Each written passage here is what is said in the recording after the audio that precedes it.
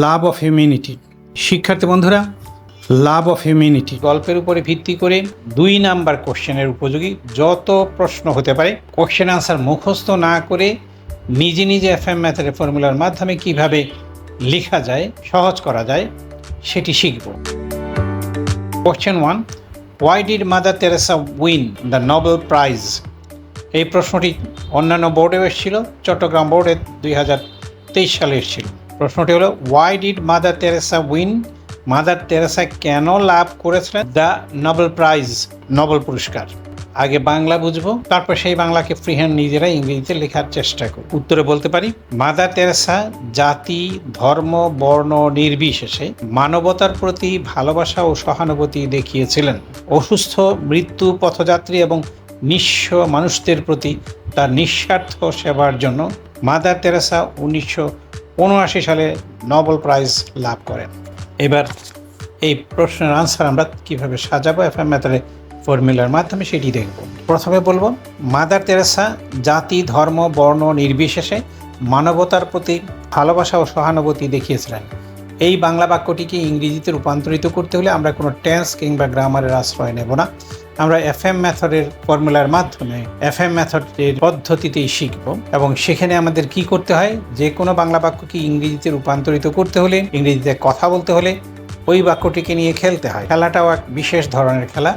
এই বাক্যটিকে নিয়ে এফএম ইংলিশটি নিচে দাঁড়িয়ে উপরের দিকে ছুড়ে দিতে হবে এবং বাক্যগুলো অর্থাৎ বাংলা ভাষার ভাণ্ডারে যত বাক্য আছে সেই সব বাক্য এই এফএম ইংলিশটির মাত্র 3টি ডালের কোনো একটি ডালে পৌঁছায়। ওই একটি বাক্য থেকে কত রকমের বাক্য তৈরি করা যায় সেগুলোর জন্য ওই গাছের পাতার মধ্যে আবার উপশিরার মধ্যে ফর্মুলা এবং বাক্যের ধরন দেওয়া আছে।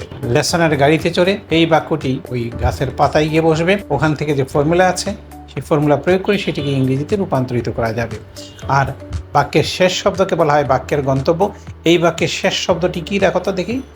শেষ শব্দটি হলো দেখিয়েছিলেন। এটি যেহেতু একটি কাজ, কাজেই এই বাক্যটি উপরের দিকে ছুড়ে দিলেন। এটি ভার্বের ডাল বেয়ে লেসন 3 গাড়িতে চড়ে লেসন 3 পাতায় গিয়ে বসবে এবং ওখানে আই ডিড ফর্মুলার মাধ্যমে এটিকে ইংরেজিতে রূপান্তরিত করা যাবে। এবার আমরা সেটিই দেখব। যখন আমরা এফএম মেথডের লেসন 3 এর ফর্মুলা আই ডিডের সাহায্যে বাক্যটিকে ইংলিশে রূপান্তরিত করব, তখন আমাদের জানতে হবে আইয়ের স্থলে কী বসাবো আর ডিডের জায়গায় ক্লোজড কিতে কী বসাবো। মনে রাখতে হবে আইয়ের জায়গায় বসাতে হবে বাক্যে যার সম্বন্ধে বলা হয়। এই বাক্যে কার সম্বন্ধে বলা হয়েছে? মাদার তেরেসা সম্বন্ধে বলা হয়েছে। কাজে আইয়ের জায়গায় মাদার তেরেসা বসিয়ে দাও আর ব্র্যাকেট অর্থাৎ ক্লোজড কিতে এফএম মেথডে ডিড আছে, ডিডের জায়গায় কি বসাতে হবে? ডিডের জায়গায় বসাতে হবে বাংলা বাক্যের শেষে যে ক্রিয়াবাচক শব্দটি আছে সেটি ডিড ফর্ম। শেষে ক্রিয়াবাচক শব্দটি হলো দেখিয়েছিলেন, এটা ডিড ফর্ম বসাতে হবে। দেখানো ইংরেজি হলো শো, ডিড ফর্মে হলো শোড। তাহলে আইয়ের জায়গা হলো মাদার তেরেসা, ডিডের জায়গা হলো শোড। তাহলে মাদার তেরেসা দেখিয়েছিলেন ইংরেজি হলো মাদার তেরেসা শোড। এবার বলো দেখি আমি দেখিয়েছিলাম ইংরেজি কি হবে? তোমরা বলার পর আমি বলবো, আমার সাথে মিলিয়ে নেবে। I showed. আমরা দেখিয়েছিলাম উই শোড। তুমি দেখিয়েছিলে ইউ শোড। তোমরা দেখিয়েছিলে ইউ শোড। তারা দেখিয়েছিল দে শোড। কারা দেখিয়েছিল হু শোড। সে দেখিয়েছিল হি শোড। স্ত্রীলোক হলে সে দেখিয়েছিল শি শোড। কে দেখিয়েছিল হু শোড। তাহলে মাদার তেরেসা দেখিয়েছিলেন ইংরেজি কি দাঁড়ালো? এর জায়গায় মাদার তেরেসা, ডিডের জায়গায় শোড। Mother Teresa showed. কি দেখিয়েছিলেন? ভালোবাসা ও সহানুভূতি। ভালোবাসা ইংরেজি হলো লাভ, ও ইংরেজি হলো অ্যান্ড, সহানুভূতি ইংরেজি হলো কম্পেশন। তাহলে ভালোবাসা ও সহানুভূতি ইংরেজি হলো লাভ অ্যান্ড কম্পেশন।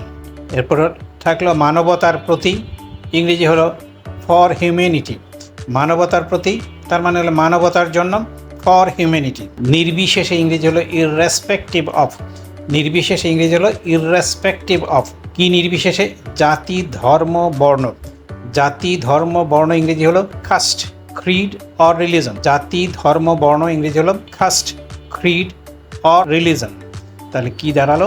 আমাদের বাক্যটি হলো মাদার তেরেসা জাতি, ধর্ম, বর্ণ নির্বিশেষে মানবতার প্রতি ভালোবাসা ও সহানুভূতি দেখিয়েছিলেন। ইংরেজি দাঁড়ালো আই ডিড ফর্মুলার মাধ্যমে Mother Teresa showed love and compassion for humanity irrespective of caste, creed and religion. আনসারের দ্বিতীয় অংশে ছিল অসুস্থ, মৃত্যু, পথযাত্রী এবং নিঃস্ব মানুষদের প্রতি তার নিঃস্বার্থ সেবার জন্য মাদার তেরেসা 1979 সালে নোবেল পুরস্কার পান। এই বাক্যটিও এফএ ম্যাথের লেসন 3 এর আইডির ফর্মুলার সাহায্যে ইংলিশে রূপান্তরিত করতে হবে। এখানেও আই এর জায়গায় বসাতে হবে মাদার তেরেসা এবং ডিডের জায়গায় কি বসাতে হবে? পান। এটির ডিড ফর্ম। পাওয়া ইংরেজি হলো উইন, পুরস্কার পাওয়া মানে পুরস্কার লাভ করা, ইংরেজি হলো উইন। তাহলে আই এর জায়গায় মাদার তেরেসা, ডিডের জায়গায় হয়ে যাবে উইনের ডিড ফর্ম 1, উইনের ডিড ফর্ম 1। তাহলে মাদার তেরেসা লাভ করেছিলেন, মাদার তেরেসা 1। এবার বলো দেখি আমি লাভ করেছিলাম ইংরেজি কি হবে? তোমরা বলার পর আমি বলবো, আমার সাথে মিলিয়ে নেবে। I one. তুমি লাভ করেছিলে, ইউ ওয়ান। আমরা লাভ করেছিলাম, উই ওয়ান। তারা লাভ করেছিল, দে ওয়ান। কারা লাভ করেছিল? হু ওয়ান। সে লাভ করেছিল, হি ওয়ান। ত্রিলোকের সে লাভ করেছিল, শি ওয়ান। কে লাভ করেছিল? হু ওয়ান। তাহলে মাদার তেরেসা লাভ করেছিলেন, মাদার তেরেসা 1। কি লাভ করেছিলেন? নোবেল শান্তি পুরস্কার, the Nobel peace prize. Nobel শান্তি পুরস্কার, দ্য নোবেল পিস প্রাইজ। 1979 সালে, ইন 1979 সালে, ইন 1979 তার নিঃস্বার্থ সেবার জন্য ফর হার সেলফলেস সার্ভিস। নিঃস্বার্থ ইংরেজি হলো সেলফলেস, নিঃস্বার্থ ইংরেজি হলো সেলফলেস, সেবা সার্ভিস। তার নিঃস্বার্থ সেবার জন্য ফর হার সেলফলেস সার্ভিস, তার নিঃস্বার্থ সেবার জন্য ফর হার সেলফলেস সার্ভিস। অসুস্থ, মৃত্যু পথযাত্রী এবং নিঃস্ব মানুষদের প্রতি, অসুস্থ, মৃত্যু পথযাত্রী এবং নিঃস্ব মানুষদের প্রতি ইংরেজি হলো to the sick, dying and destitute people. অসুস্থ, মৃত্যু পথযাত্রী এবং নিঃস্ব মানুষদের প্রতি ইংরেজি হলো, অসুস্থদের প্রতি ইংরেজি হলো টু দ্য সিক, অসুস্থদের প্রতি ইংরেজি হলো টু দ্য সিক। মৃত্যু পথযাত্রী ইংরেজি হলো ডাইং বা ডাইং পিপল, মৃত্যু পথযাত্রী লোক ইংরেজি হলো dying people, the dying people. এবং নিঃস্ব মানুষদের প্রতি ইংরেজি হলো ডেস্টিটিউট পিপল, ডেস্টিটিউট পিপল। তাহলে কি দাঁড়ালো? অসুস্থ, মৃত্যু পথযাত্রী এবং নিঃস্ব মানুষদের প্রতি to the sick, to the dying এর জায়গায় আর টু দ্য বসানোর দরকার নেই, ডাইং বসাতে হবে শুধু। And to the destitute people, এখানেও টু দ্য বসানোর দরকার নেই।